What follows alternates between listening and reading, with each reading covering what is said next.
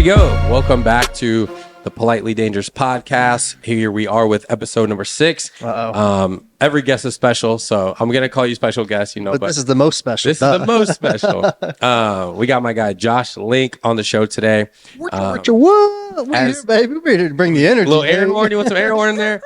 So I always like to let my guests introduce themselves, because this is about you. It's your story.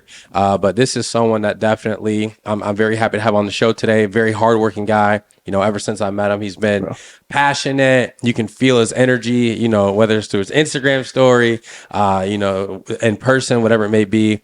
But go ahead, kind of tell the people who you are outside of that with your own introduction. Yeah, man. Thank you, Leek. First off, man, thanks for having me. Welcome to the headquarters, bro. Yeah, Leek's first time stopping out here at the headquarters, so super excited to have you out here. Great intro, Leek. I appreciate that. Josh Link, founder and CEO of Visionary Meals. And we started in 2018, so we're about 5 years in as a company. But like I said, we are sitting here in our brand new headquarters. I'm excited to have my man here. Leek and I have been connected for a few years now and continue just to intertwine ourselves in the business world. And I'm just super thankful for the relationship that's cultivated over the years. And I'm excited to be here. Yeah. Awesome, man. Well, the thing is, like you said, this is Visionary Meals. So just tell us first how you got started in this type of business. What, maybe motivated you to do this kind of thing? Absolutely. Well, first and foremost, I should start with saying that Visionary Meals was never a dream of mine until it was laid on my heart. I went to Wittenberg University, where I played 4 years of college football, got a degree in sociology, specialized in criminal justice. And for my whole life, ever since I can remember, I was going to be a cop. Mm-hmm. I wanted to kick down doors. I wanted to get bad guys. Like that was what I wanted to do. Yeah. And I enrolled into WIT and started going through the process of sociology, criminal justice. It was probably my junior year. The individual I was dating at the time, we visited her family in Texas, and we came across this brick and mortar meal prep. And we walk into this place. It was after a workout. We're like, hey, we just got done with a great workout. We want something obviously nutritious to put in our body. Yeah. We walk into this place and this establishment, and it was just beautiful. The meals were fantastic. We sat down there, had a meal together. And we just were kind of talking. It was like, man, how cool would this be to bring back to Ohio? And that's kind of where the idea started to be planted. And on the flight back, started dreaming a little bit. And we started doing the fun things of a business, picking out the name, designing the colors, the logo, and really just the fun things that every business is birthed from. Yeah. And got back to school, and we, again, at this time, I was a junior in college. I was playing football. I was getting my degree. I was so busy. The idea of actually doing anything was business was in and out, 1 year, right? It wasn't really something that I was actually going to pursue. Fast forwarding, got my degree from WIT, finished college football, and enrolled into the police academy. At this point in time, I am studying. I am taking all the physical tests. I am, getting acquainted with my officers and where I'm going to fall. You're in it. Yeah, I'm basically in it. You're right? ready to go. Yeah, I'm basically in it. And after about 6 months into the process, this idea of starting Visionary Meals got laid on my heart. And I'm just like, why am I feeling called to this business endeavor? And at first I was just starting to ignore all signs. I was like, no, God, what are you doing, bro? Like I'm supposed to be a cop. Like I'm supposed to get bad guys. Like that's what I want to do. That's for me. Right. And I just kept ignoring these little nudges that I was feeling. And then at one point in time, I started waking up in the middle of the night, and it was like the same time for like 6 weeks straight, where I'd get up around like 3 a.m. with a flood of ideas. And I would just be like, this is weird. So I'd get out of bed. I would just start writing these ideas down. And at this point in time, I was like, okay, if I was going to do this business, what would actually go into creating this business? I know nothing about business. If there's anything that I knew about business at that time was if you can spend less than you're making, you're going to stay afloat, right? Keep your overhead low. Right. So started creating this business model, picked the name, picked the colors, and then I started studying the industry. And I said, okay, there's a lot of great meal prep companies out there. If we're going to do this, how can we do it better? And if we're going to do this, how can we save our customers the most money? And that's where the pickup location idea came from. So we as a company, we have over 20 pickup locations spread all throughout the Central Ohio area, to where our customers, when they order online, they can actually get their meals delivered to one of our selected pickup locations. Waives the shipping costs, adds that added convenience as they're going out and about. Could be their gym that they work out at. Exactly. Yeah. Could be their gym. I know Leeks used a handful of our pickup locations. So, this idea around the pickup locations was, okay, there's a lot of great meal prep companies out there that can deliver this food straight to your home, but how can we eliminate the cost? And, one thing that I noticed trend wise, as far as these other meal prep companies, it's affordable until you hit that shipping button. Yeah. And that's where the pickup location idea came from. So fast forward even more, we picked the name. Envision the best you was our slogan. And then I knew, being someone that's strong in his faith, I knew I wanted to base this company around my faith. Mm-hmm. And ended up praying over and selecting a Bible verse, 1 Corinthians 10:31. So whatever you do, whether you eat or drink, do it all for the glory of God. And that was kind of what the company was going to be, the roots, the foundation, the backbone of the company, right? Again, I am enrolled in the academy. Like I'm just doing this for fun, like shits and giggles. Like we're just creating these ideas just for the heck of it. One night I was coming home from a buddy's house. It was a Saturday night. I'll never forget this.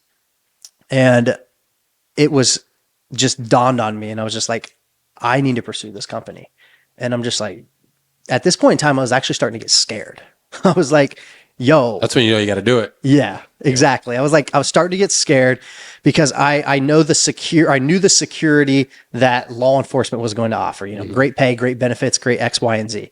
And at this point in time, I was starting to get scared. So I went home and I said, okay, if this business is going to happen, where are we going to cook the food at?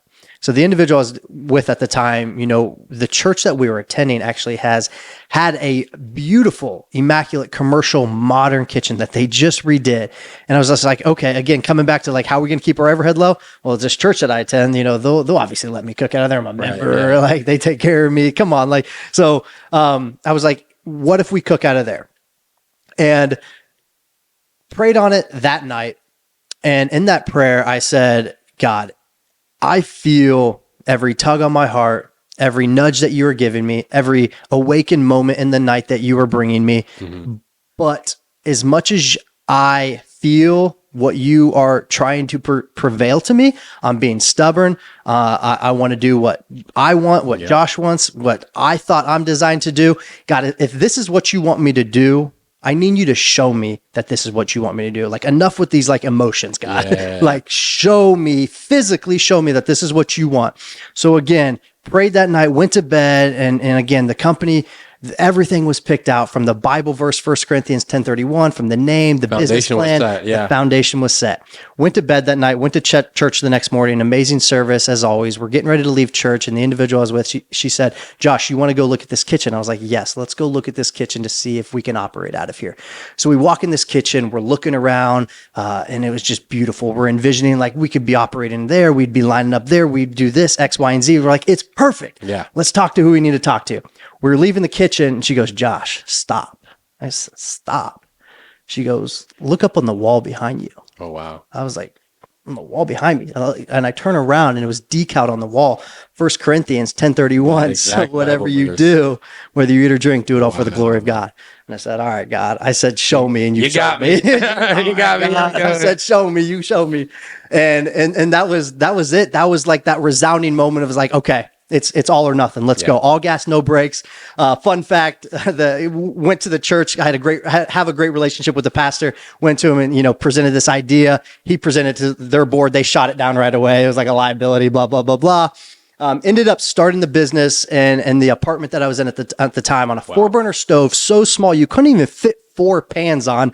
Moved from there to my mom's kitchen, was in there for a few months, moved from there to our last space, which was about 1,200 square feet, was in there for a few years. And now we just stepped foot in our state-of-the-art facility, new headquarters, over 7,000 square feet.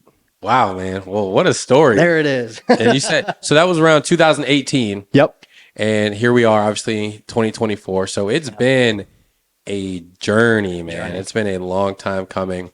I mean, what's really like kept you going? Because if we're being honest, most people that, I mean, I forget the percentage, but they say, you know, most people that start a business, their first business, it's a high percentage of failure. Yeah. You know, it's like 80% fail within the first year, and it's like 90 some percent fail within the first 5 years. So when we hit our 5-year mark, it was definitely a celebration. Yeah. So, I mean, what would you say kept you going? Like, because I know it wasn't easy, and we'll get into that, the obstacles and things like that. But, you know, what was it that kept you going over those hurdles? I mean, outside of like, for me, the obvious one being my faith, the people. The people is what have kept me going, and not just the amazing team that this company has had the opportunity to create, but the people that we serve on a daily basis. Right. I mean, we get countless of messages of how we continue to change lives. And so, you know, those nights where we're sleeping under desk at the last space, Chef Aaliyah and I are staying up till 5, 6 in the morning, watching the sun come up. But we leave that day, and then we get messages on how people's lives are changing, the impact that we're having. And so it's just that constant reminder is like, hey, this business is way bigger than us, because the meal prep, bro, the meal prep is just a platform. That is just what we use to touch as many lives as we can. We just had an individual in our office today. His name is Chuck. He works with ODU football, Reynoldsburg football, and a couple other organizations throughout the Columbus area. And he was in here because we were talking on some business ventures that we're working on. But honestly, the greatest thing that we walked away from that conversation is how our product has changed his life. He's like, I have more time with my family. I have more time with my kids. I look good. I feel good. Yeah. That is why we do what we do. That's what keeps me moving. Yeah. You allow people to have, like you said, more time in their life to do the things they do. And I mean, food it's become a huge thing for people. Obviously, nutrition and working out. And, you know, I think even sobriety has become huge for a lot of people. You know, health is, I don't want to say it's trendy, but I mean, thank God it is something that's becoming trendy. So perfect time for you and your business now. People that actually, you know, like want to get in shape and things like that. So I want to dive into the entrepreneurial part of this. Like we said, it's difficult to start a business, things like that. What are some of the obstacles and challenges that you faced, you know, within that time of, you know, 2018 to now? Yeah. Well, you know, as many are aware, from 2018 to now, we all dealt with a world pandemic, right? Yeah. So talk about one of the greatest hurdles. And I'll touch on that actually, which, believe it or not, we as a company hit some of our best numbers during the pandemic. Our business model is designed perfectly for a pandemic. Yeah, you got to pick it up. So during that time, you know, when the pandemic was actually going on, you know, we hit some of the best numbers, but we also, it made us a better business because we had to adapt and overcome a lot of the adversity that we were going through due to the pandemic. But kind of coming back to your question and kind of contradicting myself, you know, some of the hardest things from then to now is the people. You spend a lot of time, with food, especially with food. And I mean that too from a customer perspective, but I also mean that too from an employment perspective. First off, the food industry. Well, let me put it this way. The employment industry. So all employment, the average, basically the retention rate, I think, is like 40%. Basically 40% of people, you know, will move on from X, Y, and Z career. The restaurant business, the food industry, it's 70%, bro.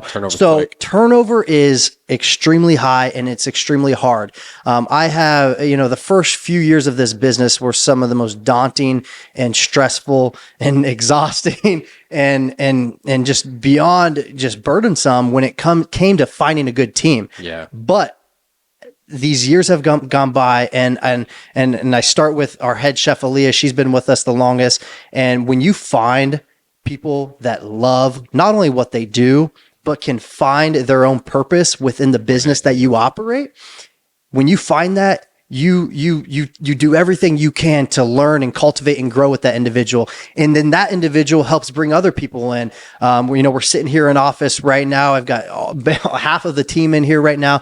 And when you find those people, it's like a snowball effect, man. You know, once you find the right people, you just run and go. Other good people. So Yeah, but I would definitely say, the people, and then now coming back to the pandemic side of things, definitely, although we thrived during it, now we're starting to feel the pandemic because inflation, the market's questionable. We're in the middle of an election year. It's just all types of crazy things. And I would say this point in time in our business, even though we have so many great things happening and so many improvements and great numbers, X, Y, and Z, the economy is definitely playing a huge effect and role in our production right now. So there's actually a quote I love. It talks about kind of what you were talking about, during the pandemic. Yeah. And you can kind of incorporate different words. You can put companies, individuals, but it's bad companies are, basically destroyed by crisis. Good companies survive them, and great companies are improved by them. Hey, yeah, and I love that's that, one of my bro. favorite quotes because Love that. you can literally input companies, you can input individuals and things like that. So Yeah, that's so good. But outside of people, just like I said, you're the CEO, you're running the things here, how has that been like mentally? Just what have you learned, as we hear things in the back, but like what have you learned, through all that too? Like how has it changed you maybe as a person, as a man? Because, when you're starting your own business, you're leading yourself too. You don't have a boss. Yeah. You're leading yourself every single day. You got to get yourself out of that bed. Yeah. You got to get yourself to that office.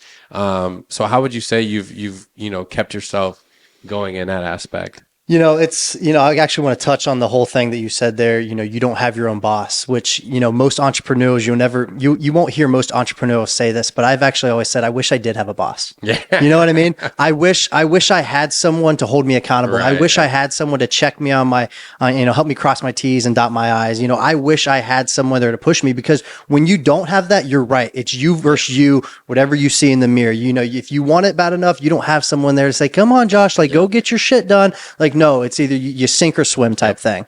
So that I would say that's been a challenge. But can you rephrase that question again? That make sure I answer that properly. Oh yeah, basically, just because you've had to lead yourself. Basically, how have you led yourself? Like, what are some of the things that allow you to wake up, to get out of that bed? When that alarm goes off and you're still tired. What are some things? I would say discipline over motivation all day long, right? Discipline over motivation, and I pride myself in being a disciplined individual. Not making excuses. At the end of the day, if anybody knows anything about me, one of my greatest words that I live by is to compete, right?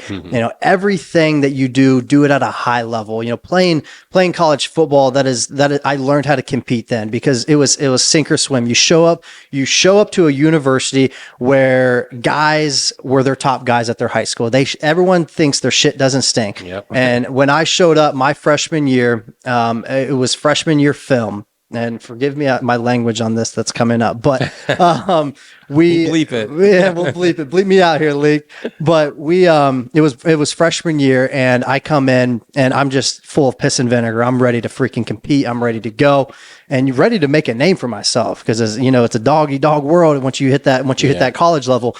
And I'll never forget. This was like in camp. Football shows up to campus first, so campus is dead. I was rooming with a baseball player actually from high school, and he hadn't arrived yet. So I'm going to all these practices, all these meetings, and then at night, camp started at 6 a.m. and you didn't get done until about midnight. I'm getting back to my dorm. And I'm low key, man. This sucks. Yeah. I want to quit. Yep. I'm there's nights where I'm low key had tears falling asleep because, man, I'm in pain. I hate this. This sucks. I just did not want to be there. And it was probably the first week of camp was done. At this point in time, I felt like I was getting acclimated with the coaches. I was like, we're starting to vibe a little bit. We're dapping each other up. And I was like, okay, we're cool now. And it was about 10 o'clock at night. Coach was taking roll call. And film. We're getting ready to watch film. Wow, 10 at night. 10 at night. Oh, yeah. Goodness. We watched film for about 2 hours. Like I said, we get done around midnight. Coach was taking roll, and he's going around the room. This is the defensive film room. And he's saying last names, and he gets to me and he goes, Link. And I go, yeah, what up, coach? Pin drops. He said, what the fuck did you say to me? I said, here. He goes, no, you said, what up, coach? Oh boy. Oh boy is right. He threw his pen at me. He goes, Link, what the fuck do you think you've done for this program, walking in here like your shit doesn't stink, saying what up, coach, all disrespectful and shit. He goes, I'll ship your ass home so fast before you can say I'm sorry. I mean, every and you're name probably what, 18, in the book, 19 years 18 old? years old, bro. I cower in my seat. I'm just like, damn, fighting back tears. I was like, this dude just picked me apart in front of all the seniors, upperclassmen. I mean, just tore me apart. And I was just like, damn, welcome to college football. Oh yeah, football coaches, man. I've had some. I mean, even in high school, I remember one time I knew I messed up on a play, and I was like, oh, I'm about to get torn to pieces. Yep. And the thing that stinks about football coaches, they rewind it and rewind it and rewind it. Film don't lie. Film never lies. Nope. But the reason I share that story is, as much as it sucked during that time, it was a reality check. It was like, okay, Josh, like if you want to be here and compete, you want to be here and make a name for yourself, just shut up and play. Go out there and play. And that's what I did the rest of the 4 years. I put my nose down and I just grinded. Ended up earning a starting spot. Junior year, ended up having great results, X, Y, and Z. And that experience, it truly has created me to who I am and what I do today. Because everything that I do it at a high level of competition, and no matter what, like the skin on me is not going to break. Yeah. So it seems like obviously football and just life is like developed, like this tough armor for you. Mm-hmm. One thing I do like to talk about with people is mental health, Yeah, please. Love especially as men, it's sometimes it is easier to just kind of have like that macho kind of like football mentality where it's like fight back those tears, fight through it. Don't let them see you cry. So how would you say that mental health has played a part in, leadership for you, in running a business, your work-life balance? Like, how has it kind of helped you as well, like in an entrepreneurial way? This is a great topic. First and foremost, I just want to preface with saying that I strongly and highly respect any dude that can talk about his emotions. Yeah. Right. Because not enough can. And when I surround myself with guys that are not afraid to talk about that, because like you said, like too many guys want to put on that tough armor. And this is something that I continue to talk more and more on in the entrepreneurial space, because as a business owner, or really as a dude, the entrepreneurial space has created this aroma, this stigma of like, you got to be a hard ass, you got to grind, you got to blah, blah, blah. I'm like, no, which you do to an extent, for right? sure. But like, I spoke about this on a podcast not too long ago. It was like, you can still grind your face off, be the hardest working dude in the room, but you can still walk with love. Yeah. You can still walk with compassion. You can still walk with empathy. I try to instill that into my team all the time. Is like, yeah, guys, I want you to be the hardest worker in the room. Like, be the baddest dude or woman that you can be, right? But still, whether you're here or whether when you leave, show others a level of love and compassion that they have never seen in their life, because there's no reason you can't, right? There's no reason you can't. And I mean, my team all of them have seen me cry. Yeah. Like all of them have seen me cry. I've broken down in meetings with them one-on-one. I am a huge advocate, and like, I respect the heck out of a dude that can cry, because you're right, man. Mental illnesses is so prevalent today, man. And we need to talk about it more.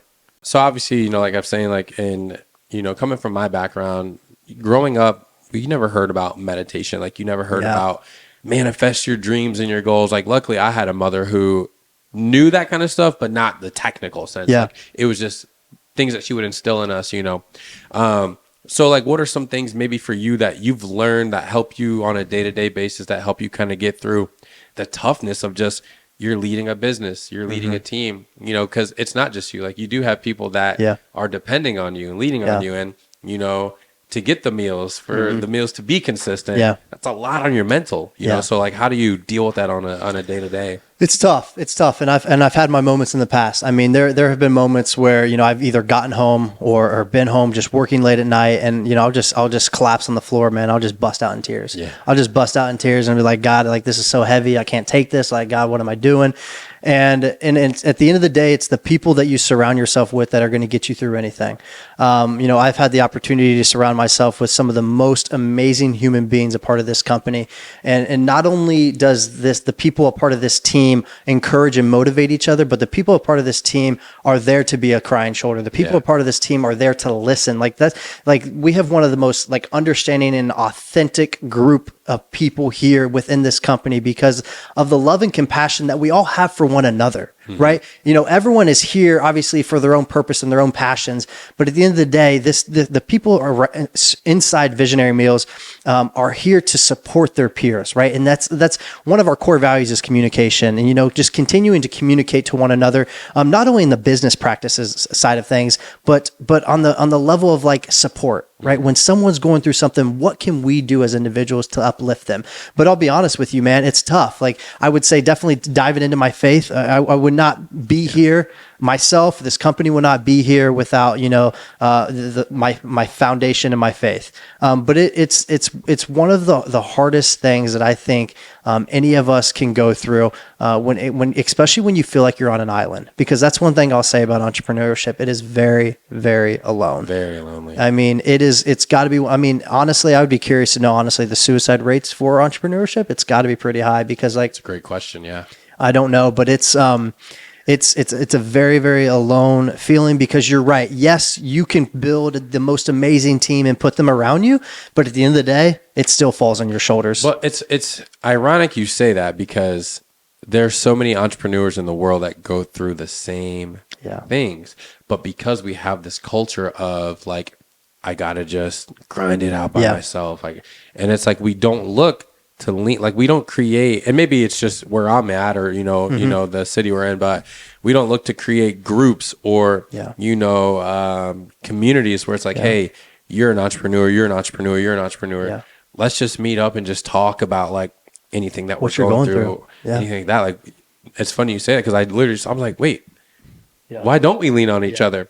But because it's so competitive, it is. You don't even think to do it. It's like, what do you mean, bro? You're being soft, right? You know what I mean? Which I'm all about, like, don't be soft, but at the same time, it's okay to talk about your feelings for real. Yeah. Like, it's okay. Oh yeah, I mean, even like in the DJ community, like there's times where I'm like, I'm not like, and I have to get myself out of that mindset because I'm like, how you were competitive in football. Oh, dude. Yeah, let's go. I used to be so competitive. Like, it'd be sand volleyball at like the pool. Yeah. You know, we're just hanging out. And I'm like, if we lose, I'm pissed the rest of the day. Yeah. It's like, dude, it's sand volleyball. Yeah. Like, I used to be competitive. Yeah, I love it. Let's go. And so, like, even in like the DJ world, I'm like, man, I got to pass dude up. I got to do better than him. Mm-hmm. Like, so I would almost like want to gatekeep and not help people and not support. Yeah. And I was like, what do I gain from that? Yeah. Like me isolated, feeling angry all the time, trying to like show people like, it's like, you know, you kind of got to bring yourself back down and be like, we're so much better when we do collaborate. Correct. And obviously it's collaborating with the right people that have the right alignment and intentions. Yeah. But you know, what's the one corny phrase? Together, everyone achieves more. Yeah, but it's so true. It's true. You know, it is true. And that's, you bring up a good point there, Leek, because it is easy because when you do step into the space of entrepreneurship, you step in it, and like I said, you are very alone and you are competing and you want to be the best. So it really is a very, very challenging balance of, you know, being the best, but also trying to bring others with you. Yep. And I think that's bring the best out of them. Correct. And I think that's what people overlook is like, you don't have to step on everyone to get where you're going. Right. You know what I mean? Bring these people with you, because if you're going to bring winners with you, think how much more you're going to win. The day that it just like clicked with me, where I was just like, Josh, just because they're not in the same business with you, you know, and they might not have anything to do with Visionary Meals, doesn't mean you can't just fully support them and like bring them. I love when my people that I follow on Instagram, when they post something, when you post something about just an achievement or doing big things, I love that shit. Yeah. It has nothing to do with me, nothing to do with Visionary. It doesn't level us up necessarily, but it's just like, look at my boy, he's winning, and I'm going to push him to win because I know he's going to push me to win. And if he's in my circle and he's going up, well, shit, I'm trying to follow him too. Yeah, but I think it takes a winner's mentality to be able to do that. And I mean, honestly, like, it just takes like getting to know yourself and getting comfortable with yourself to be able to support other people. Yeah. Because like, if you're not comfortable with yourself and who you are, I mean, you're not even supporting you. Correct. You know, and like, that's something I had to work on too. And I was like, well, why do I have these feelings of like not wanting to help people? Yeah. It's because like, oh, well, you're not happy with who you are. Facts. And so now you got to take that bad energy because you don't want to reflect, and you're taking it and putting it somewhere else. So finally, like when I got to a point where I was like, man, I'm good with me. Like Yeah. I love me. Now I can pour. Yep. But like they say, you can't pour. Can't pour from an empty cup. Nope. So it's like once you are filled up, you're like, okay, like I'm in a good spot. Let me help people. And the people that want to be helped, it'll be easy. The people that don't want to be helped, hey, they'll show Wash their your hands and cards. go. Yep. And you're like, all right, I tried, you know, Yeah. so things like that. But yeah, man, I think support system is huge. And, you know, it seems like you guys got a great one here. But you said something earlier too, and I kind of want to go back to that because it kind of like speaks on the basis of this brand and this podcast. Obviously, it's called, you know, Politely Dangerous. And I feel like a lot of people always kind of ask like, well, what is that? Like, what is that? You know, it's kind of like opposites. Right. But, you know, like when you were saying earlier, like go out and be the hardest worker, you know, go out and, you know, compete, but be loving, be empathetic. And, you know, that's kind of like what this whole podcast and like these conversations are about, like people that have, you know, tenacity, that have integrity, that have that competitive edge, but at the same time, like, you know, they'll give you the shirt off their back. Yeah. They'll help you. So, you know, what would you say are some qualities about you that kind of put you in that category, you know, of being per se politely dangerous? Yeah.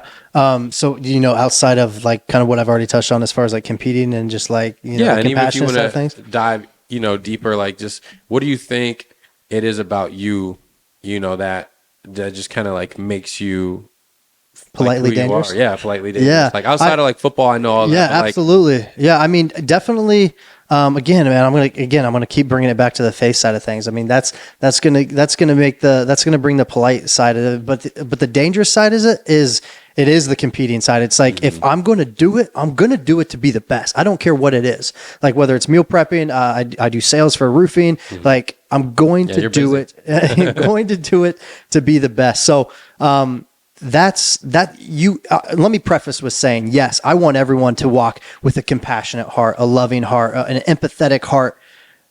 But if you don't walk with edge in this world, you are going to get ran the over. Yeah, you're going to get torn apart. You are going to get eaten up. And that's what this world will do. So trying to prevail and give people the tools that like, it is you versus you. I don't care what you're going through. I tell my people all the time, you're going through BS, leave it at the door. We can pick it up at the way out. When we're here, we're going to perform at our highest excellence. But if you're going through something, let's pause and talk about it. Let's bring that empathy. Let's bring that compassion to the surface. Let's bring that to the arena, right?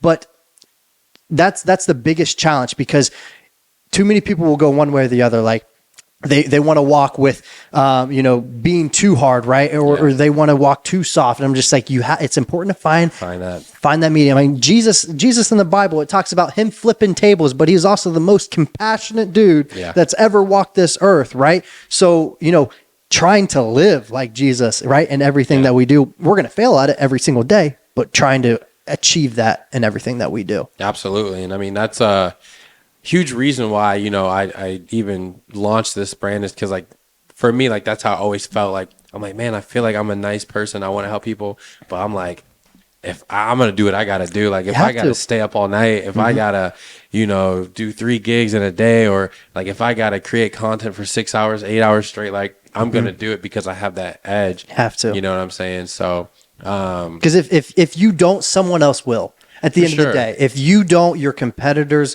will. They don't care how compassionate you are, right? That is up to you and you only. But if you don't, your competitors will. So, you know, every opportunity you get to win at something, I mean, it's our duty, especially as entrepreneurs. It's our duty as someone that's in their purpose and their passion, right? To fulfill it to the highest excellence and highest standard. I mean, I think even outside of entrepreneurship, like this can apply to anyone. Everything. Like, you know, you could be a badass mom, you know, a badass teacher, you know, be the nicest teacher. And whatever it is that you do in life, just like you said, just going at it with the mindset. And I think one thing that people have to understand too is like your 100% looks different than my 100%. And it's not so much like, you know, you're running through walls, you know, because that might not be how you compete. You know, your competitive edge might be you're really good at researching and you read 50 books a year more than anybody else does. And it's like, whoa, like I gotta read more books. You know, it's like, so whatever it is that you're good at, that puts you ahead of other people, maybe in your category, you know, in your industry, like to dive in on that. Well, it kind of comes back to the self-love thing. We were actually just talking about it in a meeting before, and I say it all the time, balance, right? Balance for some might not mean 50-50. Right. For me, my balance is 90-10, right? 90%, chasing what my passions are, right? And 10% play, 10% of things that I think fill my cup up. Right. So, whatever that balance looks like for you, whenever you're in your 50%, 60% of purpose and passion, just make sure you're hitting it at the highest level possible. Don't be in what's considered your 50% and doing it half-ass, right? Do it at the highest level. That way, when you walk away from it, you can be like, man, that was a job well done. And it's like, and I love that too, because I think the word balance for everyone is different. It is. It's supposed to be 50-50. Yeah. But I feel like for someone like you, someone like me, like I love my job. Yeah. I love what I do. So if I'm not doing it, I feel unbalanced. Right. You know what I mean? Yeah. So it's like, I will, go on the walks. I'll do like the meditations. That's important. I obviously want to see the fam, things like that. But man, like when I'm not doing what I love, I feel unbalanced, so I think for other people, it's just figuring out like, what does balance in your life look like? Does it mean on the weekends you're only with your fam, but Monday through Friday your phone is off? You're D&D.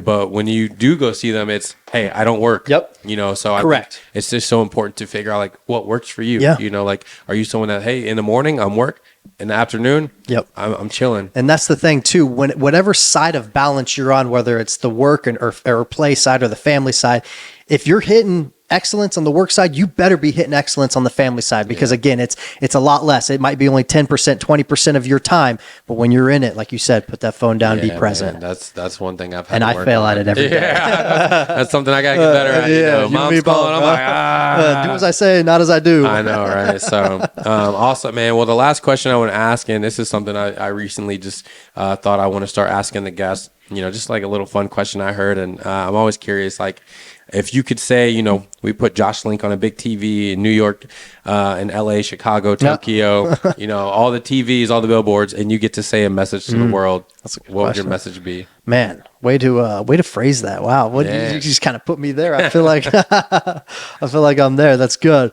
I would first tell everyone to figure out, what they are passionate about. Right. And I would preface with telling them that your passion might not always fall in line with your career, and that's okay. But the day and time that you figure out what you are most passionate about, I promise you, your purpose is not going to follow too far behind that. And if someone can wake up every single day knowing that they are within the purpose that God has designed them to do, then you are going to live the most abundant life that anybody could ever live. And that might not always equate to monetary. That might not always equate to, taking these luxury trips. But I can tell you what, if you can put your head on a pillow at night, knowing that you are living within your purpose and impacting as many lives as possible, I promise you, you're going to fall asleep with peace, joy, and love in your heart. And I love that, because even if it's just one life, that's one more than that's it, man. That could have been impacted. So my man, appreciate you as always. My dude. Brought the energy. My dude. Episode 6, my guy Josh Link here, owner of Visionary Meals. Make sure you guys tell them how they can find you. I'll let you do that. Yeah. So we are, as a company, on Visionary Meals, just visionary.meals, and myself, josh.link.visionary on Instagram. If you want to check out our website, I should say, visionarymeals.com. We just launched a brand new website, currently distributing to all of Central Ohio, but the state of Ohio and the rest of the country, we are coming soon. There it is. Hey, once again, thank you guys so much for joining us. Politely Dangerous Podcast, episode 6. Josh Link, stay polite, stay dangerous. Get after it. Thank you, man.